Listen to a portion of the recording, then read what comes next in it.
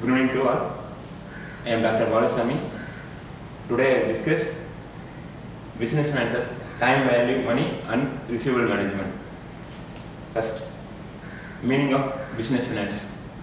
Business finance refers to the fund and credit utilization in the business. It involves acquiring, managing and utilizing finance resources to ensure in the smooth operation and growth of the business. It includes financial planning, budgeting, managing the asset and liabilities, and making strategic financial decisions. Next one is objectives of business finance. First objective is estimating financial requirements, determining the amount of capital required in the short term and long term needs. Second one is acquiring adequate funds, raising funds from various sources like equity, debt, and loan from financial institutions, etc. at the right time and minimum cost. Next third one is utilizing fund effectively, ensuring that available funds are used efficiently to maximize the returns and reduce the waste. Fourth one is maintaining liquidity, keeping enough cash or liquid asset to meet day-to-day operational expenses and short-term obligations. Fourth one is profit maximization, ensuring the financial decision contribution increasing profitability of the business. Next, wealth maximization, increasing the value of the business for its owner or shareholders in the long-term run. Next, meaning of time value money. Money available today is worth more than the same amount of money in future. The concept of money value of money is simple. According to this concept, the same amount of cash receivable during the different time periods has different values. Next, techniques of time value money. There are 6 techniques. First one is compound value of lump sum or future value of. Second one is multiple compounding period. Third one is effective rate of return. Fourth one is doubling period. There's 2 doubling period. One is rule 72 and rule 69. Compound value of serious payment, compound value of annuity, discounting or present value techniques. First, compound value of lump sum or future value. The future value formula is P1 plus I interest whole power of n, where f v equal to future value, p means principal amount, I means rate of interest, n means number of years. The one sum we have discussed. Sri Ganesh invest rupees 1 lakh at an interest rate of 10%. The interest is compound annually. Calculate the compound value after 3 years. First, compound value or future value formula is equal to P 1 plus I whole square n, where f v means future value, p means principal amount is going to 1 lakh rupees, and I means 10% interest rate, n means 3 years. So f is equal to principal amount 1 plus I interest rate power of n. Principal amount is 1 lakh, 1 plus 10% power of 3. So 1 into 1.10 power 3, that is equal to 13,300. An alternative method, principal investment amount 10 lakh plus interest for 1 year 10%. So 10 lakh into 10% means 1000 rupees first year interest. So second year beginning the investment amount is 11 lakh. Next, interest for the second year at 10%, 11 lakh. The second year beginning amount, how much that amount? 11 lakh into 10%. So 1100 rupees for second year interest. And third year beginning 12,100. Total beginning of the value, investment value is 12,100. Third year interest at 10%. Third year beginning investment is 12,100 into 10 percentage means interest is 1,210. So total compound value of future after 3 years 13,310 rupees. Next, multiple compounding period. Formula: future value equal to P principal amount 1 plus I divided by 2. I means interest power of m into n. Plus P means principal amount 1 by I by 2 means rate of interest by 2. M means frequency of compounding in year. N means number of years. In this one problem we discuss. Mr. Manoj invest 1 lakh rupees in the bank at 10% for 5 years. Calculate the maturity value of interest is compounding annually. Will get more if interest is compounded half year, 1 year and half year. Two methods we calculate. First one is if interest is compounding annually, F is future value is equal to principal amount 1 plus interest into n, where F we equal to future value means 1 lakh, interest I means 10%, n means 5 years. So F is equal to future value equal to principal amount into 1 plus interest power of n. 1 lakh principal amount is 1 lakh plus 1 into 1 plus 10% power of 5. So 1 lakh into 1.10 power of 5 means 1 lakh into 1.610. So multiply 6 lakh. So 1 lakh 61,000. Next, if interest is compound half yearly, half year means where F is future value is equal to P into I 1 plus I interest power of m into n, where F means future value, P means principal amount 1 lakh, I means interest rate is 10%, m maturity means 2 times yearly, 2 times we get interest, 2 times number of years 5 years, n means 5 years. So F is equal to P principal amount into 1 plus interest rate power of m into n. So principal amount is in this problem 1 lakh into 1 plus 10% divided by 2 power of 2 into 5. Therefore 1 lakh into 1 plus 0.5 power of 10.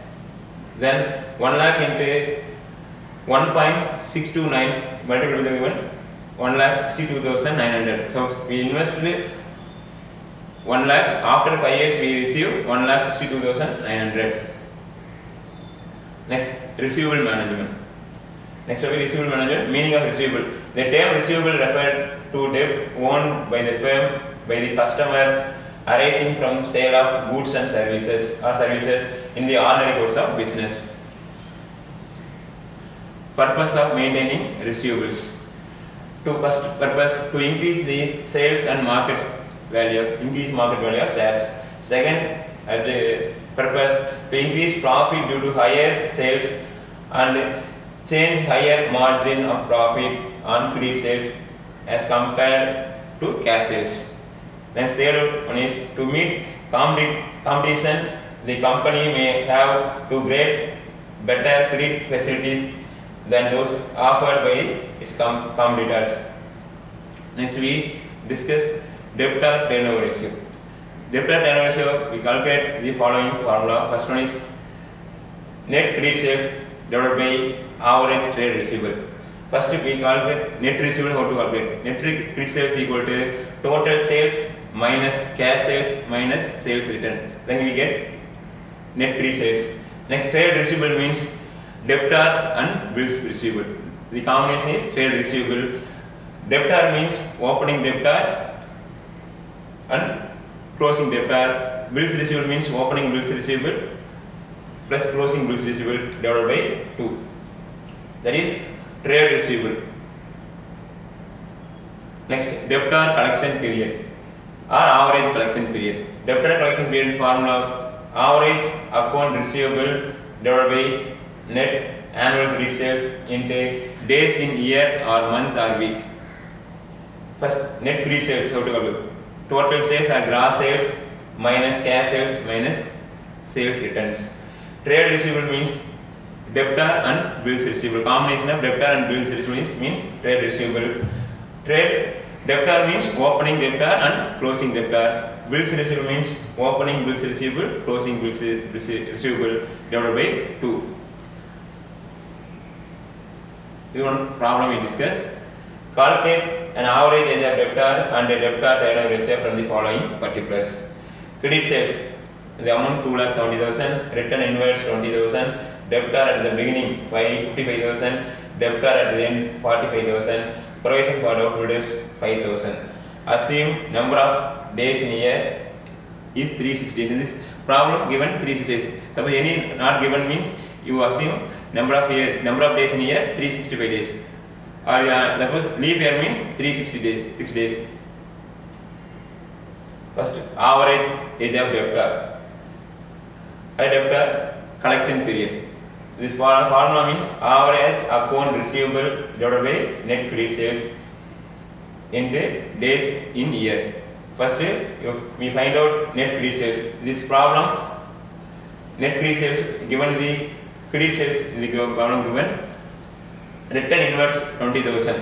So net credit sales means credit sales minus return inverse. Return inverse means sales return. So 2,70,000 minus return inverse to 20,000. So 2,50,000 is net credit sales. Next, average account receivable. Average account receivable is this problem only given to opening debtor and closing debtor. So opening debtor 55,000 plus closing debtor 45,000 divided by 2. So average account receivable means 50,000. This you find out 50,000. Then in the formula average account receivable find out 50,000 divided by annual credit sales in the year 2,50,000 in the number of days in the year. This problem is specified 360 days. So we take 360 days into 360 days. Average annual collection period is 72 days. Next, debtor turnover ratio. Debtor turnover ratio net annual credit sales divided by average account receivable. So first we find out net credit sales 2,50,000. This below side. Average account receivable net credit sales 2,90,000 we find out. Next, average account receivable 44,000.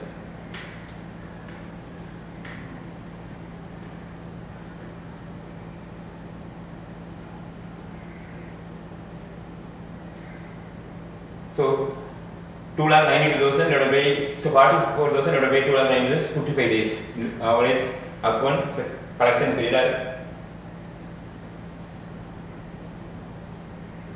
Next, evaluation of investment in account receivables. Goodwill Sports Limited dealing sports goods have been annual sales of rupees 5 lakh and currently extended 30 days. The company wants to pursue more liberal policy to improve the sales. The following information available. There are 4 credit policy A, B, C and D. Average collection period given 45 days, 60 days, 75 days, 90 days. Annual sales A credit policy 5,06,000, B credit policy 6 lakh, C credit policy 6,20,000, D credit policy 6,30,000. 20% of probable assume 360 days in the year. Determine which policy should be company adopted.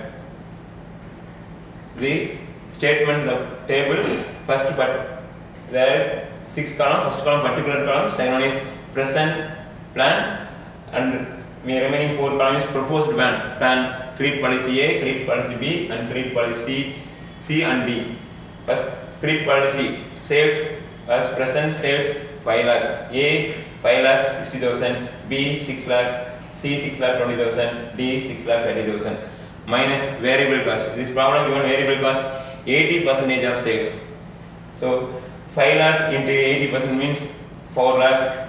5,60,000 in 80% means 4,48,000. B 6 lakh 80% means 4,80,000. C 6,20,000 80% means 4,96,000. C 6,30,000 80% means 5,04,000. Then sales minus variable cost means 1 lakh. Present plan 1 lakh. A proposed plan A 1,12,000, B 1,20,000, C 1,24,000, D 1,26,000. Then minus fixed asset, fixed cost. Fixed cost all plan is common, no changes. So all plan fixed cost is 60,000. So 1 lakh minus 60,000, 40,000, 1,12,000 minus 60,000, 52,000. 1,20,000 minus 60,000, 60,000, 1,24,000 minus 60,000, 64,000, 1,26,000 minus 60,000, 66,000.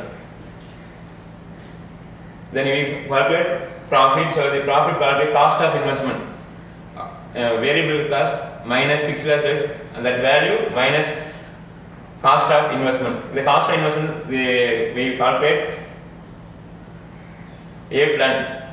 First, cost of investment is formula is investment is variable cost and fixed cost. We added variable cost and fixed cost. So variable cost and fixed cost we added plan A 5,08,000 into number of days time period 45 days. 45 divided by 360 days into 20%, 20 by 100. So 12,700.